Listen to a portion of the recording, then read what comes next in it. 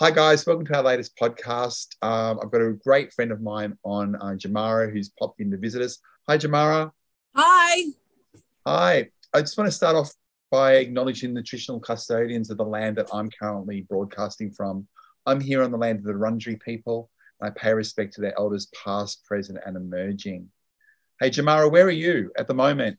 So I'm coming to you from Gunditjmara Jamara country. I like to also pay my respects to elders past and present, and also acknowledge that this week is NAIDOC week. So yay! Yeah, and happy NAIDOC to you too. Thank you. Tell our audience a little bit about who are you, where you're from. So I'm a proud Butchulla Meriam mer Yidinji woman and Birragubbi. So my mob is Fraser Island, Cairns, Murray Island, and up north Bowen Way. So I just wanted to just acknowledge that I grew up on Wurundjeri country most of my life, and grew up in Northcote, northern suburbs, Melbourne. How old were you when you were in Melbourne? Were you quite young? I came over from Queensland. I think I was around about 5 or so.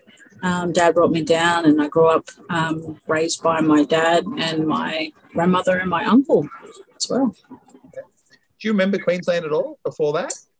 Oh, yeah. Well, growing up, I would often go see my mum every Christmas holidays or so. So I did have that connection with seeing my other side of the family, my bachelor side.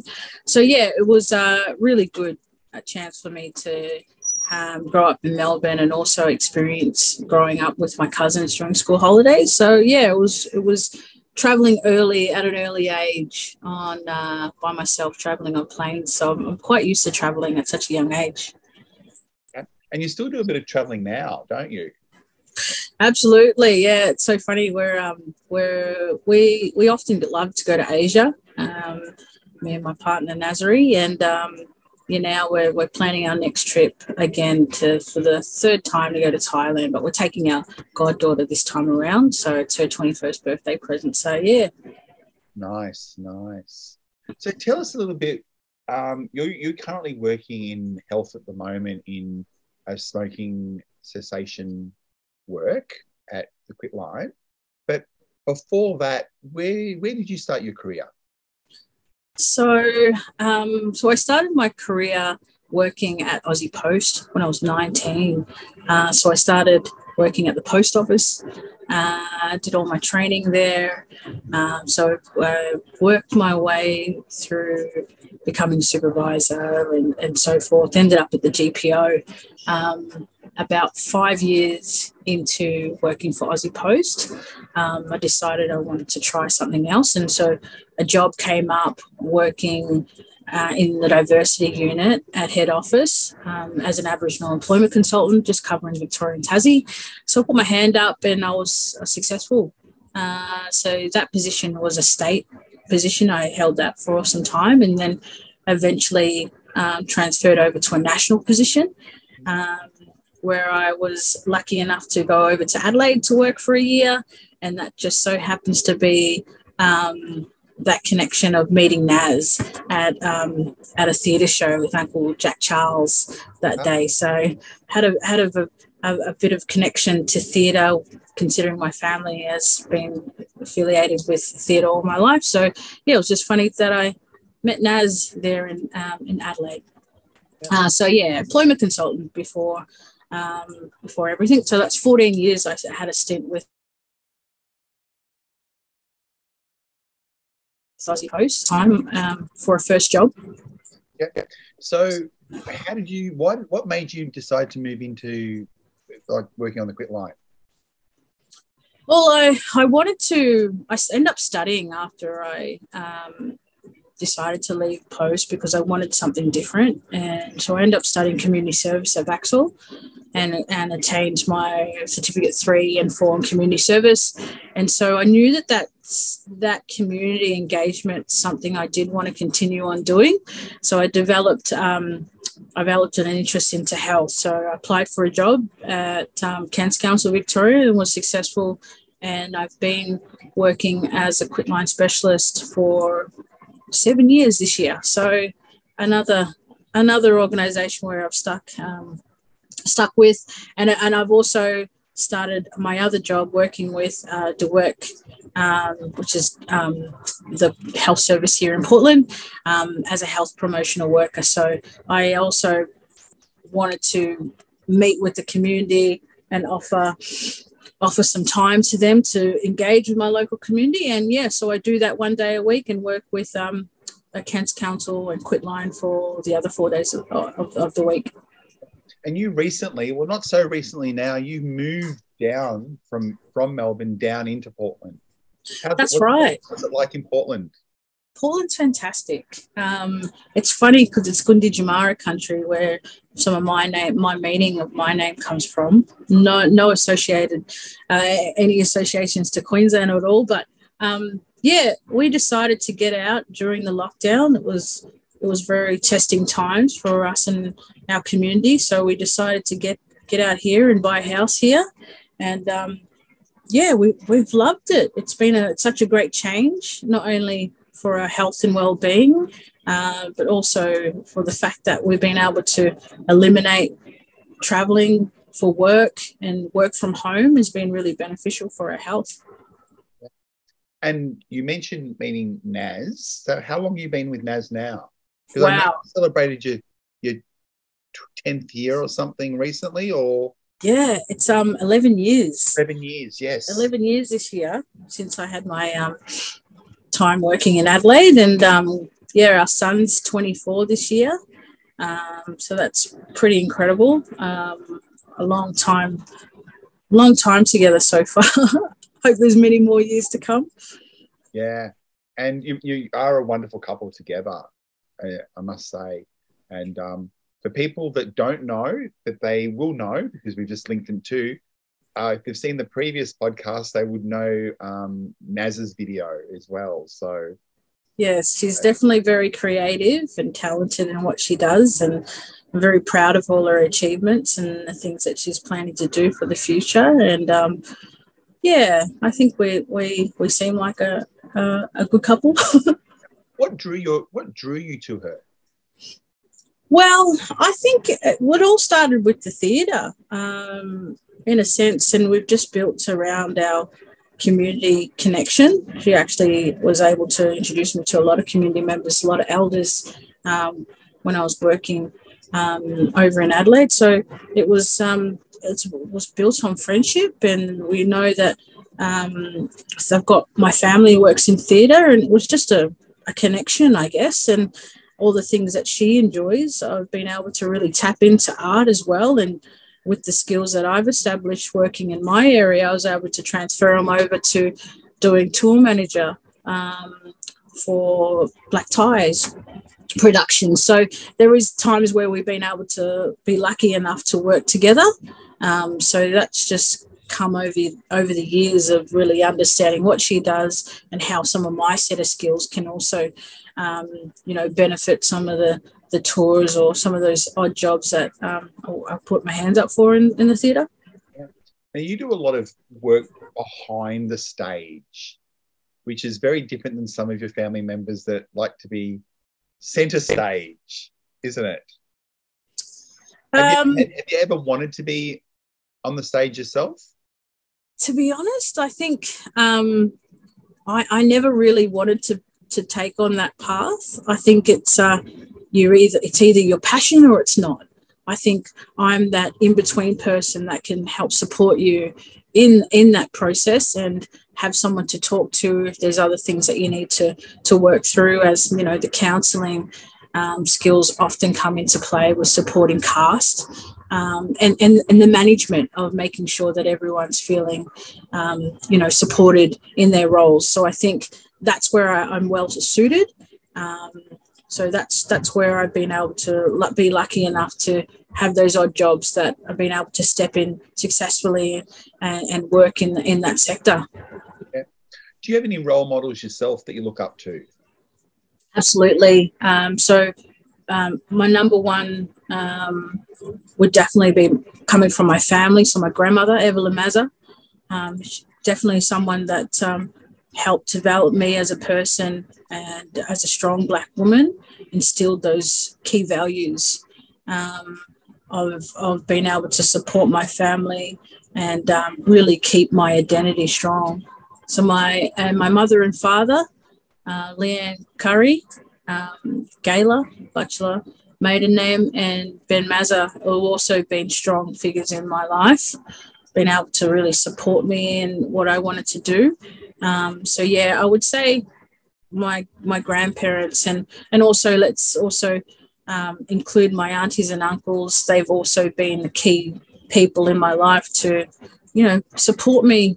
And that's a really important thing for, I think, for a lot of people, is having that structure there growing up and knowing that you've got those people in your life that you can often turn to for advice. And I think that's really important, that I've had those key people around me growing up.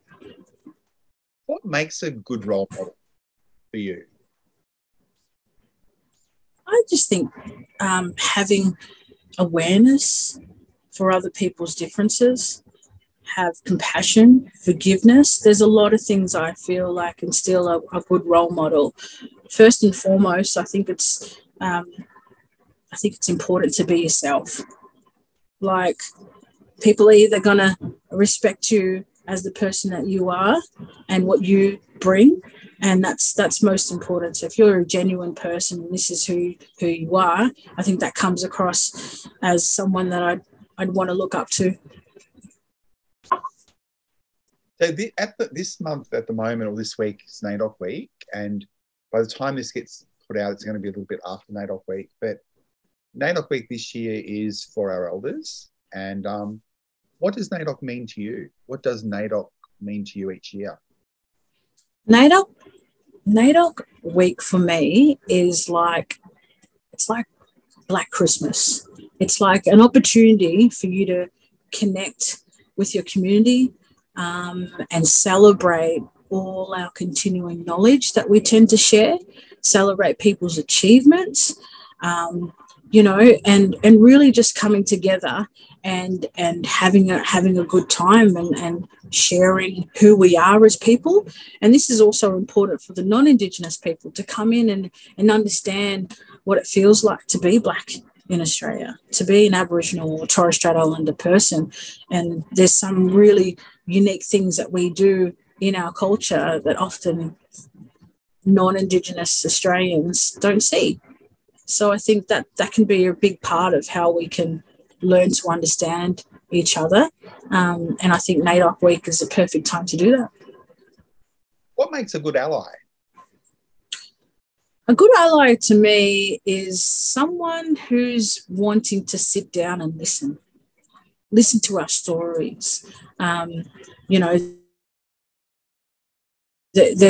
stories are coming from her firsthand from us, and to be an ally or someone that's there to help support and represent us is someone who's willing to understand, willing to support us, because they have come from that understanding of what's happened in our past has led us to here, but also be strong with us in our resilience to create change.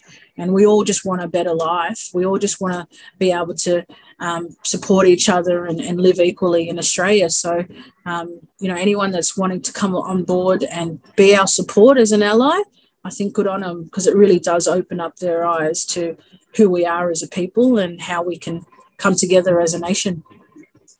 Now, this year we've been having issues with the voice and stuff like that, but I'm not going to get political. I'm going to ask you a different question. But since the discussions around the voice and treaty and stuff, have you seen a lot more racism actually occurring because of these discussions?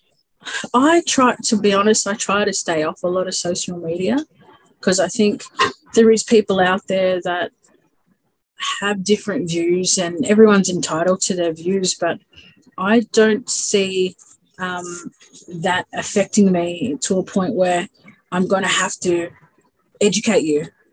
I'm going to have to tell you about this. It's not my job to.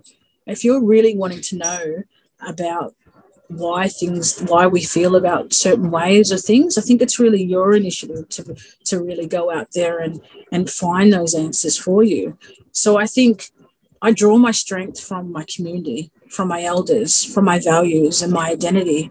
So sometimes people try to feel like they're going to affect me, by saying words that are very hurtful and very judgmental. But what I understand is what is true to me, and no one can steer me away from that. So, yeah, I think people that have those tendencies to want to flow out racism or bigotry remarks, I think it's important for them to understand, where does that come from for you? Because it's obviously something that spills out for them emotionally. So be asking them, maybe it's something you need to work on. It's not my issue. What does reconciliation mean to you? Reconciliation is really coming together and talking through what we want. Reconciliation should be based on what we feel might need to change, coming from an Indigenous scope, and then having our allies there going, yes, how can we work this together? It's creating a partnership that's coming through a lens from us, and then how we can really structure that to benefit all of us. Because once we're all on the same level, then we all can actually develop something that's going to be really meaningful. That's what reconciliation means for me. Yeah. Do you think that organisations are embracing reconciliation in ways that are actually meaningful, or do you find that some are still maybe a little bit tokenistic in their reconciliation journey? The people that I've come across in organisations, I think they truly, genuinely want to make this change. There is efforts in organisations that people are sitting down wanting to listen, wanting to know how we can improve certain systems, how we can improve education, health and well-being. So I think there is platforms there, and there is people that are genuinely wanting to make that change. I have a hope that majority of Australians do feel connected to us or into this country together. And so I think that there is genuine change there. I understand that some organisations may have some just putting on certain events for NAIDOC Week as a sign of tokenism, but I've got to also understand that there is a greater, there's more people out there doing better things for all of us to make sure that, we're living together as When you were going to school, what sort of Aboriginal studies were actually taught at school while you were there? So this is really funny because I actually remember this. So Year 9 history was a chapter on, the establishment of Australia, right? And so it was 3 pages about Captain Cook, and there was a black fella standing on this hill with his leg up on his, on the back of his car with the spear, and that was it. That was it. 3 pages. And I went to a pretty good high school. So I was quite shocked, but also it gave me some insight to see, where do I fit into this equation? Like, is that man meant to represent who I am? And if it is, where's the words that follow? Yeah. What happened to my people? Yeah. So it was very, very sad, actually, because that's when I think towards my teenage years, later on in my teenage years, I started to really understand where do I fit into Australian society? Do I just come on Year 9 chapter page 3? Is that where you see me come from? And so that really opened up my eyes to really realize that I need to find out more, and that sort of drove me to find out more about my family's background and history, because it was certainly not written in the books for us. Now, by the time your son went to high school, had things changed? And if so, what kind of level of studies did he learn? Well, I think that's a difficult question, because I wasn't across all the subjects he was learning. However, he grew up in a Murray school not a Murray school, Nunga school, Nunga school, sorry. And he was able to really develop his skills through his father with culture. He and his mother, they both know how to source yidikis, strip them down, carve them out, paint them, hollow them. So that was part of his growing up, a lot of his culture.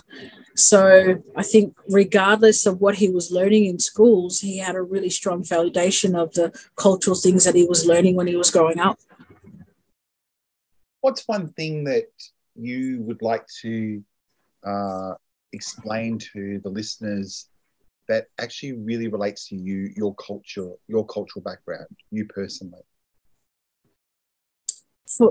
It's hard to say, but how I could say it is I base myself and who I am around just being a good person, about the values that were instilled to me by my old ones. I'm learning still from my young ones as well.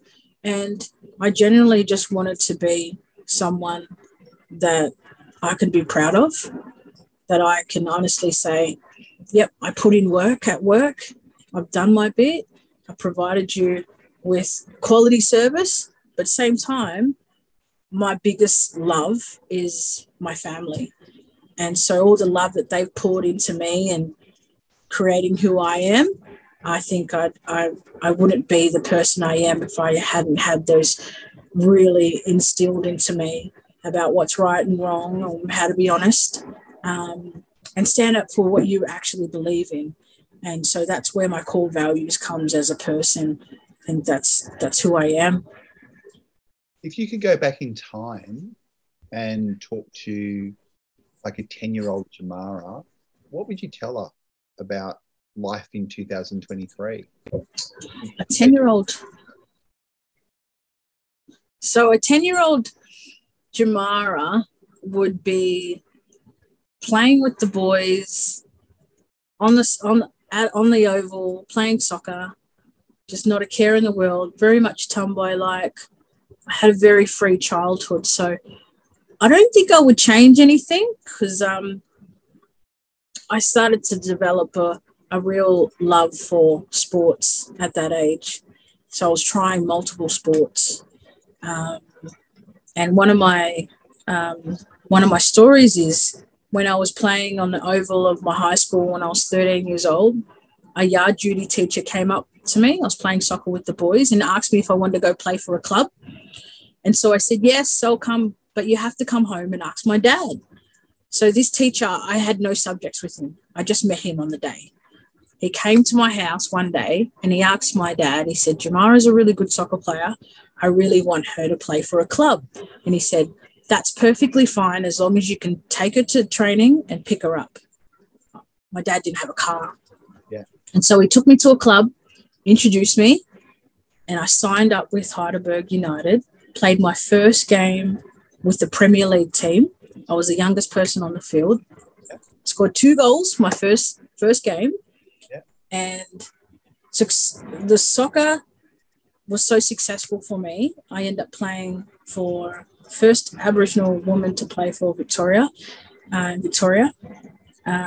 played for under-16s, under-19s, got a scholarship with the QAS, won National League with them, played for Australia, schoolgirls, went for a tour to New Zealand, came back from Queensland, captained Heidelberg to the first and only premiership in 2007.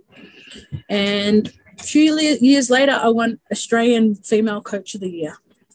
So soccer was a big part of my life, but also I encompassed the learnings I was learning from my career to really help develop me as a person. So the strong values and confidence was built through my sports, and then that transferred over to my working life, and I was able to use a lot of that community engagement to pay back that opportunity that I had that my teacher gave me.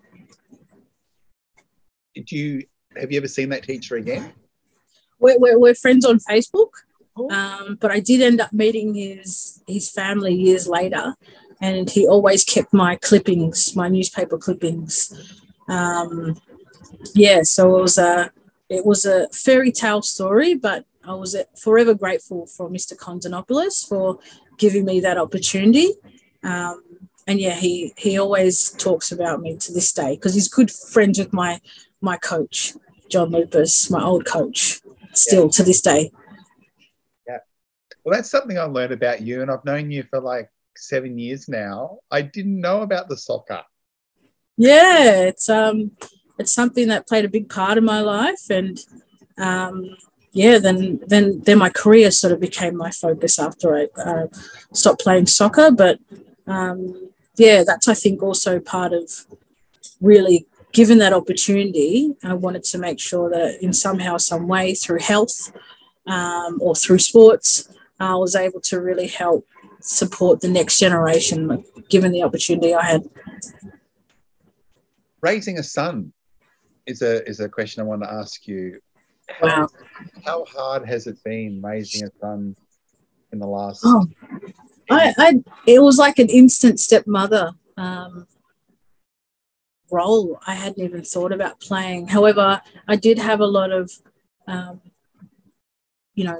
supporting my cousins and growing up as well. So very close to my cousins. So that was a sort of way where I was able to really help transition, I guess, into motherhood. But no one can ever prepare you to be a stepmom or a stepdad. I think you've got to find a friendship first, and then be that supportive person there. And I speak to him often. So he's a good boy. I'm happy with the man he's become. Yeah. So they didn't give you the book when you first got with Naz and said, here's the rule book? No. Look, it's a very testing time. It was very testing because he was just coming into teenage years. So raised him since he was 12, and and he's so proud of having two mums. He's 6 foot, nearly 7. Like, he's very, very tall. Like, possibly come up to his hips in height. So it wasn't something. He was very, very proud of that, and he always brought his friends home to to introduce his mums. Like, it was always a safe place for him to come and bring his friends. So I was proud of the fact that he'd never been ashamed that he had two mums, and I think he loved it. And if anyone had the choice, I'm sure people would want to have two mums too. Yeah, look, do you still find that there is a lot of homophobia, and do you still feel that, and being in a country town, has that actually impacted on you and Naz as a couple? No, not necessarily. I think who we are as individuals and as people, that's who people see. Our sexual orientation doesn't change who I am as a person. If anything, it gives me fairy dust.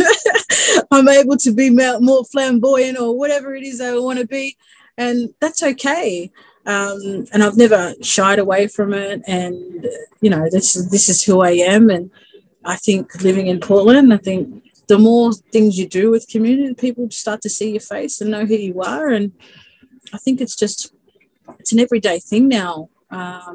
If you feel comfortable and it's not a thing for you, that comes over time. But I think most people feel comfortable with me and Naz anyway. So yeah, it's never really been an issue. What do you, I work with a lot of young people that are trying to learn a bit about culture. They don't know where to start. If someone doesn't know where they come from and they want to know a little bit more, where would you suggest they start exploring? Oh, look, you can always go to, if you have some idea about where an area that your grandparents or parents used to live, or some idea, you can always go to Aboriginal land councils and see if you can find a connection there.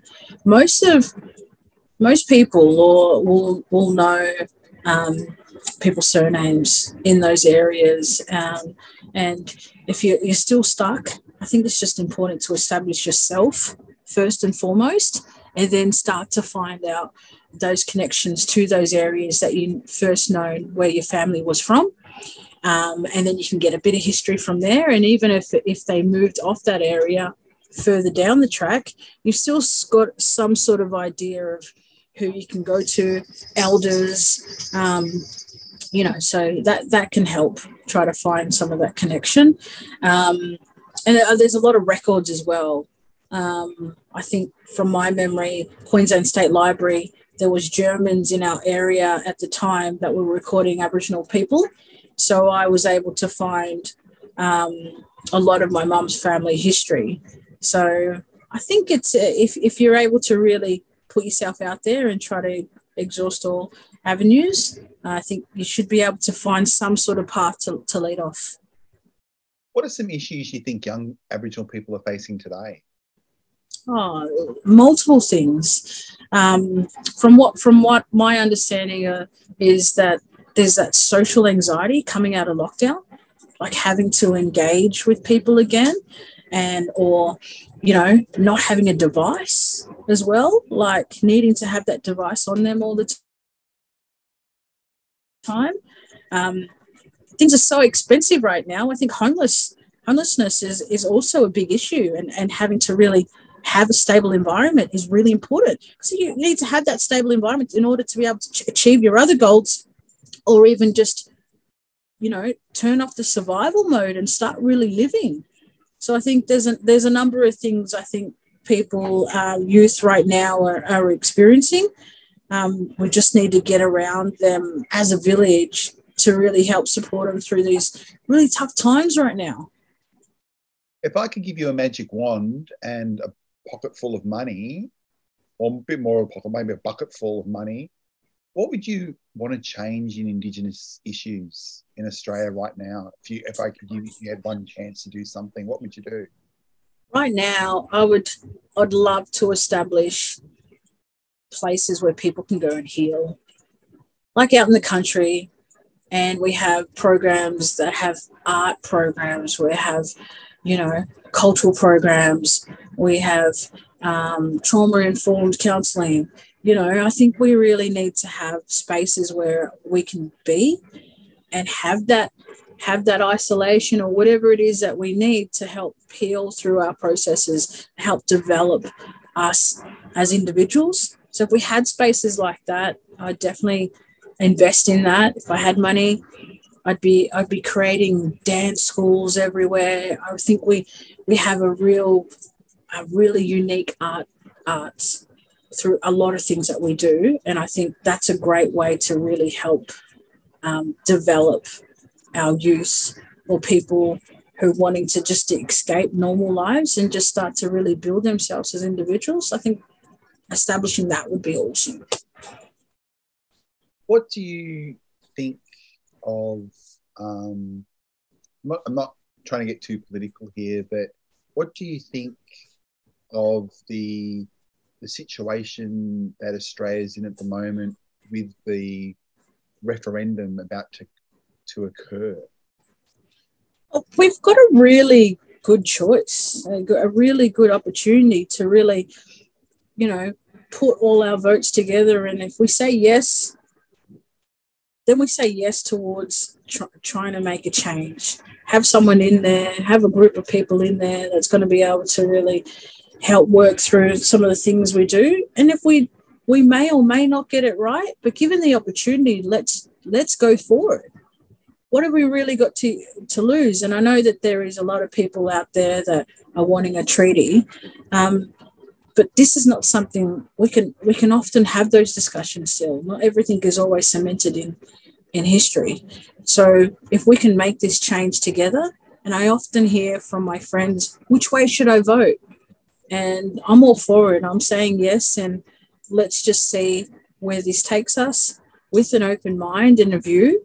And if things aren't going to benefit us or we need changing, I think then we can always come back to the drawing board. Nothing is always cemented.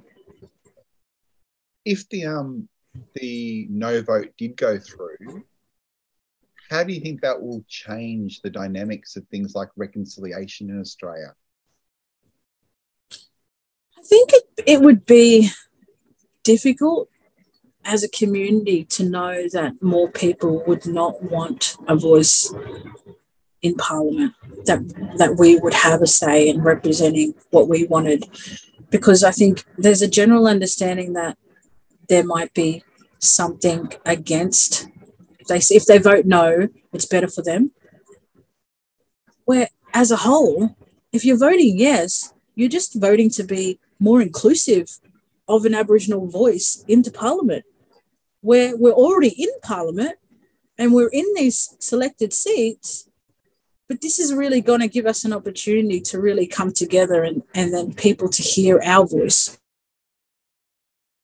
And I think and what we would want. So I think, yeah. I just want to extend what you just said then, because I hear some people go, but you've already got a voice. You've already got like 10 people in Parliament at the moment. But what people don't realise is that they're not permanent voices. That when they get voted out or they step down, that voice is gone. This might be the beginning of us having that permanency of actually having a platform for a voice to actually occur. So true. And I had this conversation with my nan possibly 20 years ago. And I said, oh, that's great.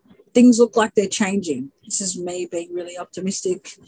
And she turned around and said, I hope you see change in your lifetime. Mm. So what that means to me, if I've got an opportunity to vote yes, and the possibilities of having some change in our Parliament, why not say yes? Yeah.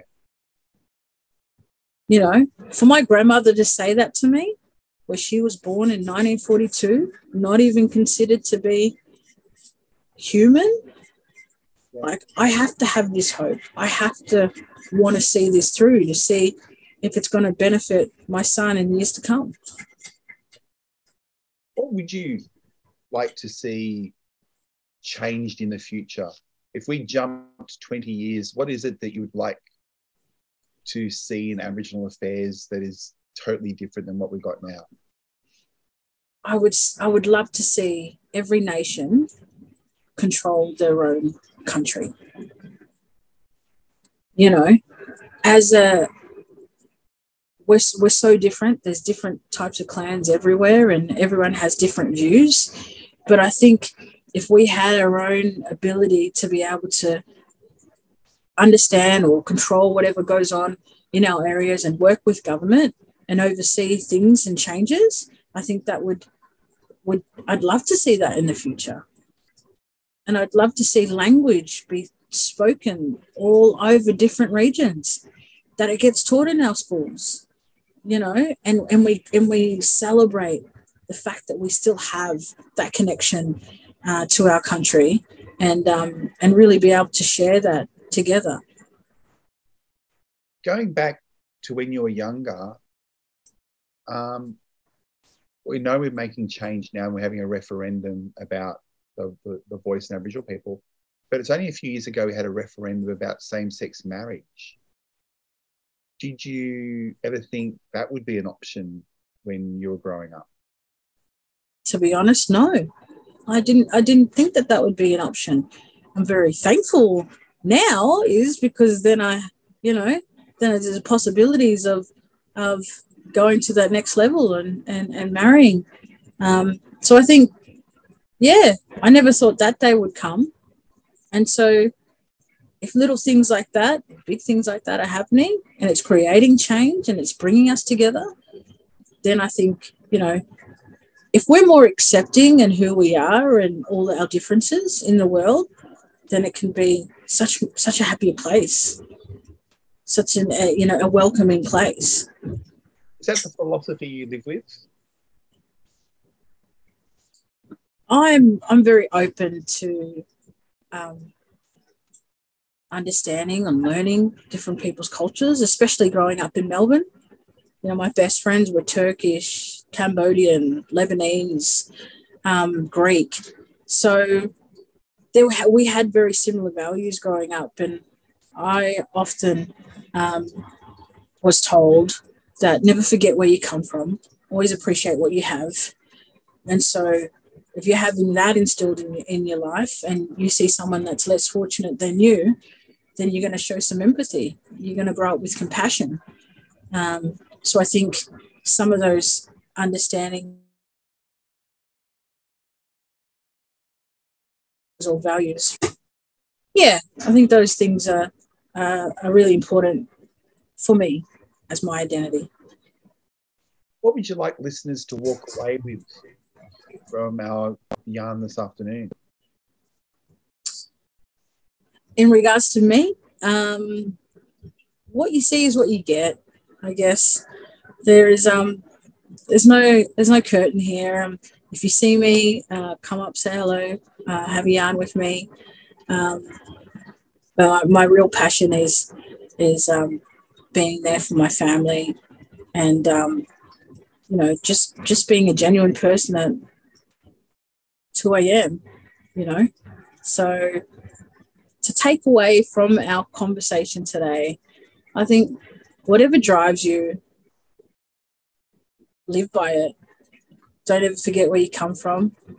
Your identity is key, and never stop learning. I think that's good advice. That I think I agree with you in the last bit the most, is that we never stop learning, and being open to hear other people's stories does help us to learn. Yeah. Well, I want to say thank you very much, and you know, I want to give you that little, you know, how much I love you, and it's always great to catch up with you, and you know, I want to say thank you for hanging with me for the last 45 minutes. I know our viewers will love listening to you, and I'll link them back to Naz's video as well, so they can match. We're totally different people. We're totally different people. I know. Yeah, definitely totally different people. But I do want to say thank you very much for hanging with me. And guys, thank you. And I'll see you at the next podcast. And thanks, Jamara. Yeah, well, thank you.